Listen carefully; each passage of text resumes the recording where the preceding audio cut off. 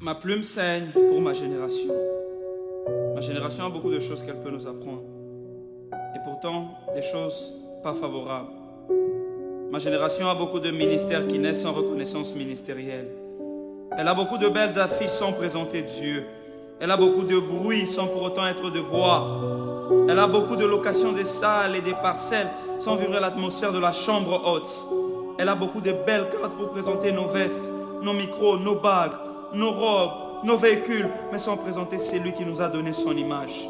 Elle a beaucoup de mariages, mais sans préparation. Elle est remplie de va et montre-toi, et non de va et cache-toi. Elle est remplie des hommes qui veulent prophétiser comme des grands hommes que le monde a connus, oubliant pourtant l'essentiel, converser avec Dieu. Ma génération s'ébène dans la distraction, tout en oubliant l'essentiel. Oui, je le répète, l'essentiel. Elle vit dans les désarrois et dans les apparences, en oubliant les nécessaires. Ma génération veut être acclamée, elle ne veut pas se préparer. Elle veut être composée des prophètes, tout en oubliant les autres ministères. J'ai une question pour toi, ma génération. À qui as-tu laissé les autres ministères? Pour qui as-tu laissé les autres ministères? Elle veut tout corriger, ma génération, tout en oubliant qu'elle doit se corriger elle-même d'abord.